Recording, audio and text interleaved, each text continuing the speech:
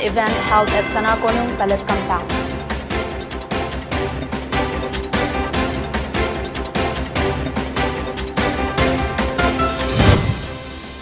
Nupi Samaj and Kada continued their protests against legalization of liquor in Manipur. Sit-in protests held.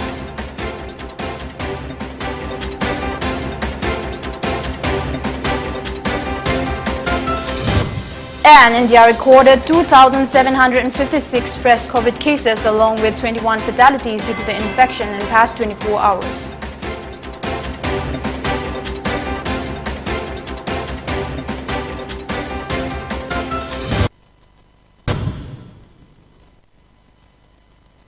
TV Primetime English News at 6:30. I'm LAKSMIBAI THANGJAM. Now the news in details.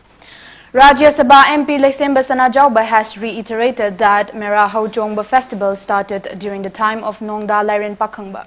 It is a common customary festival of the hills and the valley people of Manipur, and it should be taken seriously and celebrated together. He made the statement during the opening ceremony of Mera Hauchongba festival at the palace today. LAKSMIBAI along with the chiefs of different community went to Kangla to seek blessing. He also performed various rituals at Kangla. Speaking during the function, he said Mera Hauchongba has been celebrating for quite a long time as mark of remembrance of the unity among the different ethnic groups in Manipur and to give more strength in the process of further consolidation of the idea of unity. He also praises the state administration for taking charge of the festival celebration. On the other hand, Mera Hauchongba state-level organizing committee organized a Mera Hauchongba observance program at Kangla, which was attended by cabinet minister and MLAs today.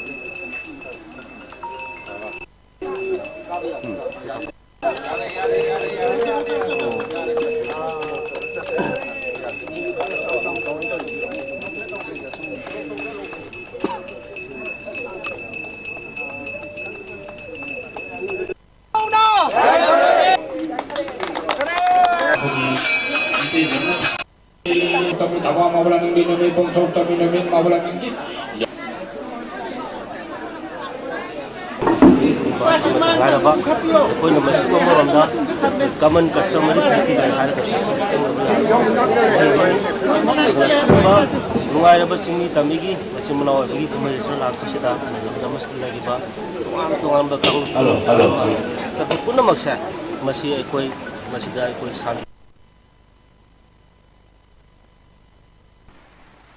Nupi Samaj Amadi Hairangoi Thong Maibam Laikai Mera Paibi Loop today jointly staged a sit-in protest Hairangoi Thong Maibam Laikai Community Hall, Chingamaka MU Road against a decision taken by the state government to legalize liquor in the state.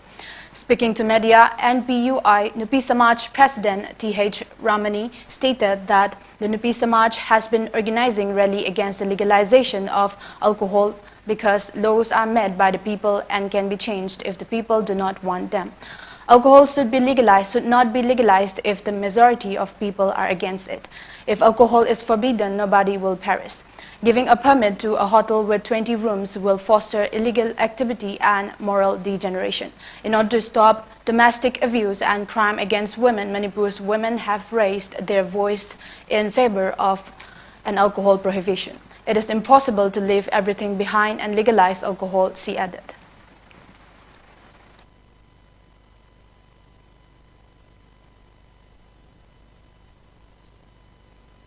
Mixana, Handa Yuligrai, Togone, Highway Matangshida, Lukrabing at the Naire, Laishabising you, Taquanupada, Nishazabada, Lado Sharupudi Haidana, Mayum Panda, Mayam Laire, Aduna, Pishu you to end, pass you to air, Lamdama Sita Loin among Batare, which you tucked the bar, like I couldn't eat out the Bayaure. Imagine, Yina Sahi, Kayawara, Ibashi Yanga, Masigi, Maguncha, Tang Nushi Viragana, Paliba, Sarakar, na ang khalaga yamuna khanbiyo imasingjigi yugi thabaksi hangbinu muthanna ba honabiyo sarkar ga muthakke hairadi kansu leite Narendra Modi na sing jappido khutakta muthakki moina tawgadabani moina muthakadamini mine semba aini mine kakkadabani yulirai tawbinu mama sibunu sibiyo pisbu kanbiyo adun natradi laibak simang hidore.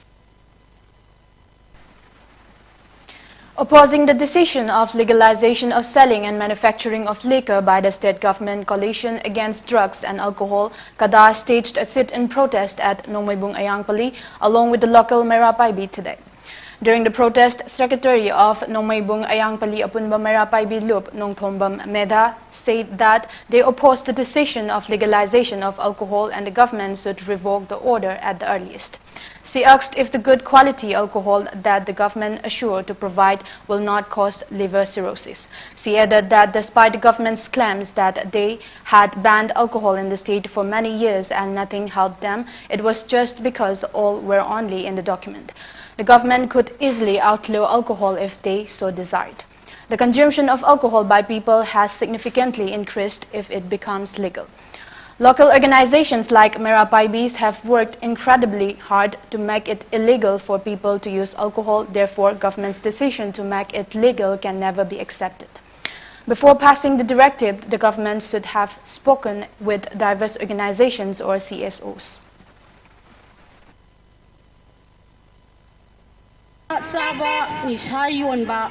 Haiba simbaktabu afaba kari leibage yu afabana karino yu afaba thaaga mongonda thaiba miduda liver silosi naroi haibagi khudam changdam leibra asisu aikhoina khangninge matam ke adegi nisa thingaga lai hai thingibani sadu sedo oina thingba oirame sarkar sina haragadi makoina thingge haina khallagadi Fazana Tingbada, Yolibani Sasingasi, Karisunate, Adobo, Nahan legalized Taure, Haina Lautropa, Numitu Degi, Aikogi, Nupa Singse, you Takpa Aduki Mati Hangale, Loinana, Nupi Masabu Yauna, I hing in Katan the you Takpa Hangale, Masi Yangbada, Mamamu Oina, Aduki Mati Kamoi Shokna Nuaizade.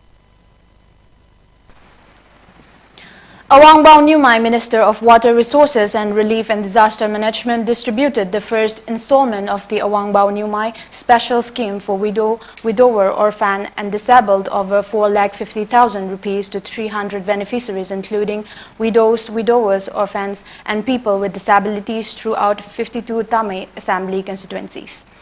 A financial reward of Rs 500 per month, payable every 3 months, is given to qualifying widows, widowers, orphans and people with disabilities under this unique program. The money will transfer directly to the bank account of the beneficiaries. Speaking at the event, Minister Awang Nyumai said that while the government is putting various programs in place for them, those programs cannot help all the deserving people. So he launched this program with a monthly donation of 65% and some voluntary contributions from his supporters and well-wishers. He added that the scheme will exist until the current term of the 12th Manipur Legislative Assembly is over. He also stated that Tamai is one of the state's SEs with the least development.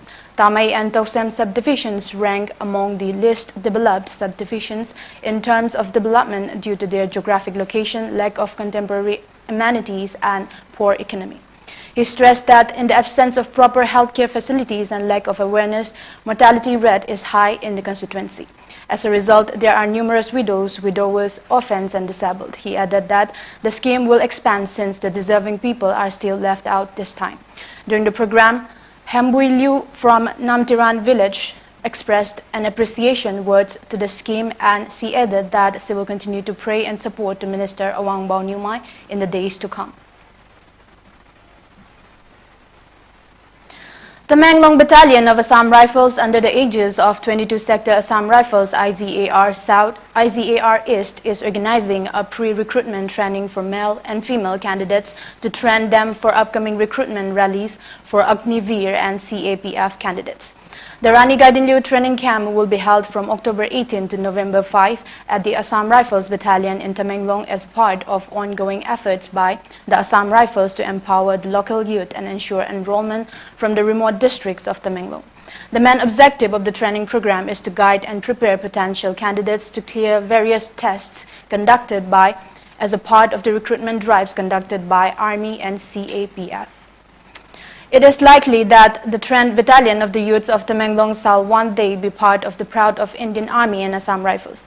The camp shall commence with scrutiny of documents followed by physical test and skill test under experienced coaches and medical examination by Assam Rifles medical staff. The candidates completing the training capsule shall also be awarded participation certificate for completion of the training.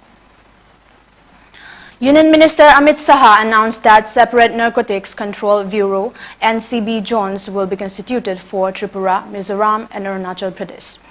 The announcement was made in keeping with the central government's policy of zero tolerance against illicit drug trafficking in Northeast India. Saha, who had addressed a meeting of Northeast DGPs and chief ministers in presence of DGP NCB in Guwahati, also said that such regional level meetings needed to be increased to ensure coordinated efforts to curb the illicit drug trafficking in the region. The Ministry of Home Affairs has also approved a zonal unit of NCB in Guwahati. This unit will be responsible for the anti-drug operations in the whole Northeast region. Apart from that, the central government is also contemplating introducing alternative crops for the farmers engaged in the cultivation of illicit crops such as opium and cannabis in the Northeast region. Amit Saha, the Union Home Minister, is presiding over the 70th plenary session of the Northeastern Council in Guwahati today. G.K. Reddy, the Union Minister for Development of Northeastern Region, as well as the governors and chief ministers of 8 northeastern states are also there. The plenary session is anticipated to discuss and expedite the progress of ongoing projects, confirm the decisions met at the 69th plenary meeting, review the status of various projects in Northeastern Region (NER), and make plans for the financial year 2022-2023 and beyond. Representations on various development efforts and long-term goals for the Northeast region will be met by the Ministry of Donor, NEC, state governments, and a few central ministries. State chief secretaries from throughout NER presented on the priorities and success stories of their own states and discussed crucial topics like regional planning for telecom, broadband and internet connectivity, primary sector development, and tourism. Lok Ranjan Secretary M. Donor greeted all of the dignitaries to the plenary session and gave a presentation on vision and strategy for NER as growth engine of our country, highlighting the most recent reforms implemented and the priority industry for the region's rapid and sustainable growth.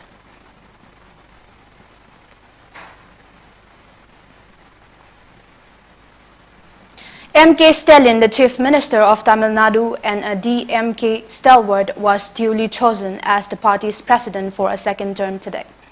Party stalwarts Durai Murugan and T.R. Valu were both re-elected without opposition to the positions of General Secretary and Treasurer, respectively, in addition to the CM. M.K. Stalin, the chief minister, was re-elected as the association's president. The DMK announced shortly after the General Council meeting that CM Stalin had taken over as president. CM Stalin assumed responsibility as president of the DMK, a party that stands for reason, self-respect, social justice, equality and women's rights and defends its rights every day. CN Annadurai, a leading figure in the Dravidian movement, created the DMK in 1949. Until his death in 1969, he served as the party's general secretary. Karunanidhi thereafter became the DMK's first president. Following the passing of his father, Stalin was unanimously chosen to lead the party in 2018.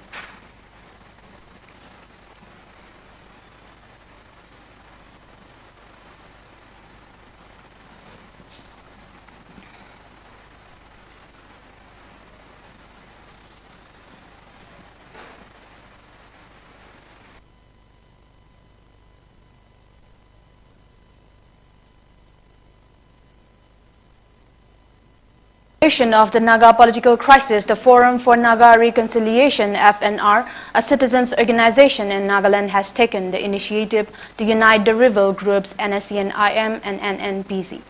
The NSCN-IM, led by Twingaling Muiva, had red-flagged the peace process by raising the twin bogies of a separate Naga constitution and flag.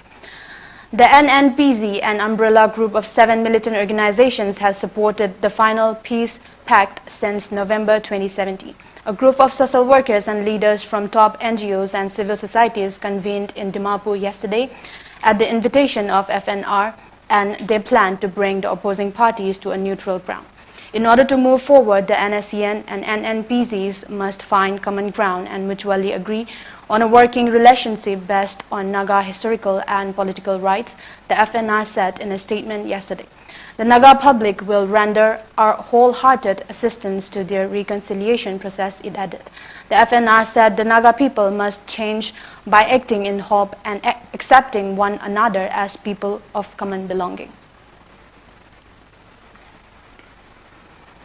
India recorded a total of 2,756 fresh COVID cases along with 21 fatalities due to the infection in the past 24 hours, bringing the country's overall COVID tally to 4,46,12,013. The total death toll in India stands at 5,28,799. Out of the 21 fatalities, 16 were from Kerala, taking the Delhi positivity rate at 0.06%. The recovery rate is recorded at 98.75% as per the data. Before we wrap up, let's take a quick look at the headlines again.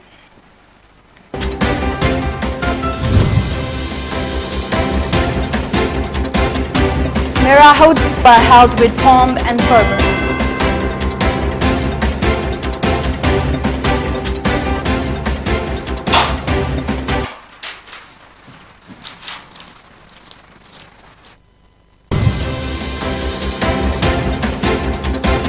Mera Hotjongba celebrated with much pomp and fervor, main event held at Sana Konung Palace compound.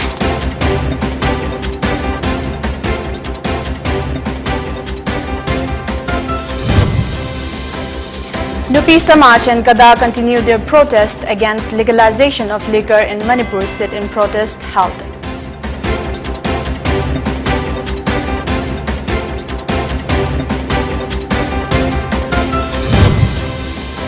And India recorded 2,756 fresh COVID cases along with 21 fatalities due to the infection in the past 24 hours.